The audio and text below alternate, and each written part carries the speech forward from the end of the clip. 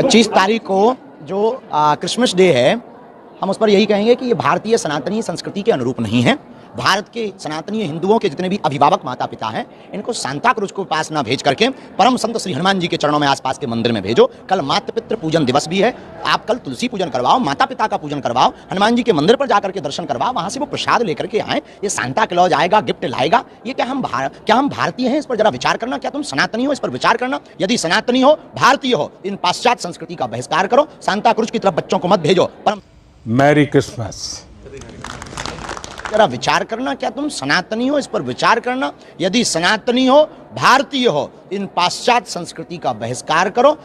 Merry Christmas. कौन है ये लोग? कहां से आते हैं ये?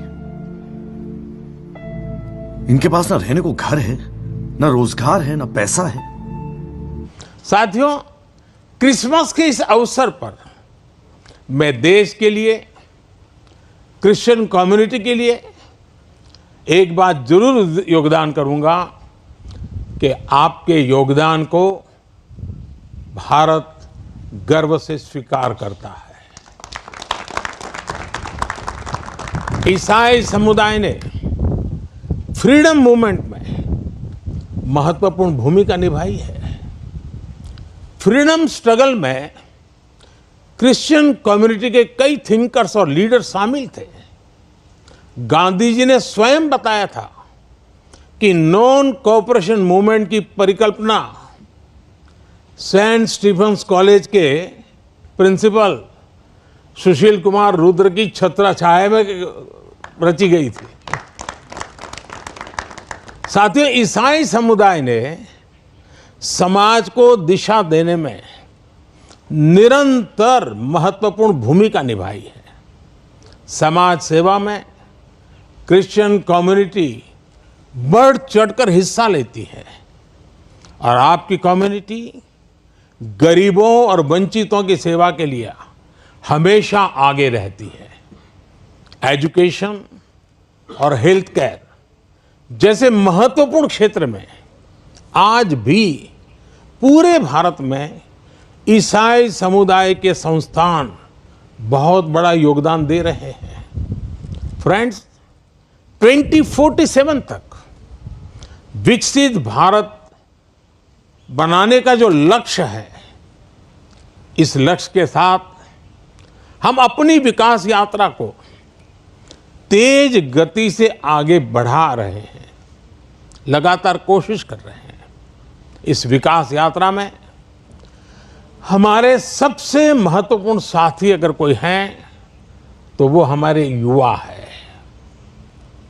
निरंतर विकास के लिए ये बहुत आवश्यक है कि हमारे युवा फिजिकली, मेंटली और इमोशनली फिट और हेल्दी रहें।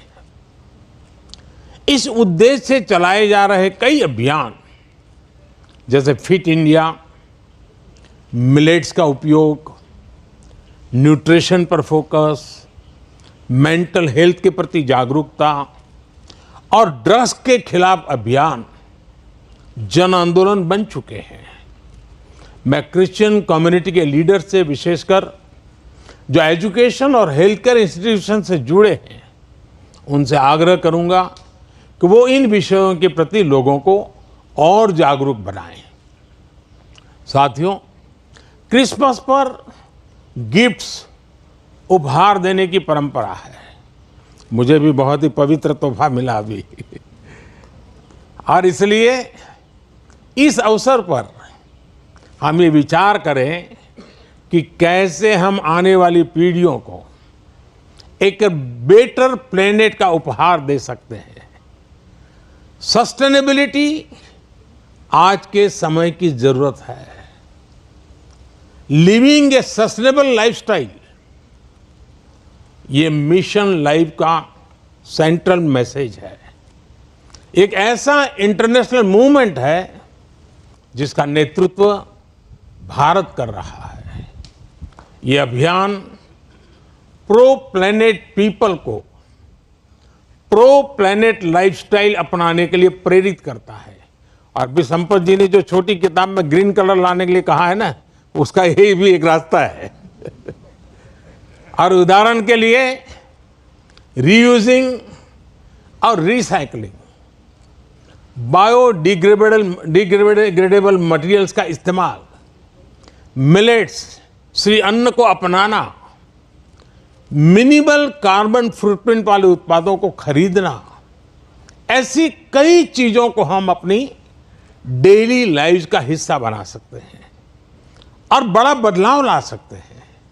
और मैं मानता हूं क्रिश्चियन कम्युनिटी जो इतनी सोशली कॉन्शियस होती है, वो इस मिशन में प्रमुख भूमिका निभा सकती है, नेतृत्व कर सकती है।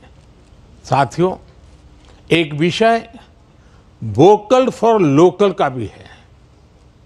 जब हम स्थानीय उत्पादों को बढ़ावा देते हैं, जो हम भारत में बनी वस्तुओं के एम्बेसडर बनते हैं, तो ये भी तरह से देश सेवा ही है। वोकल फॉर लोकल के मंत्र की सफलता से देश के लाखों लाख छोटे उद्यमियों को उनका रोजगार जुड़ा है, स्वरोजगार जुड़ा है।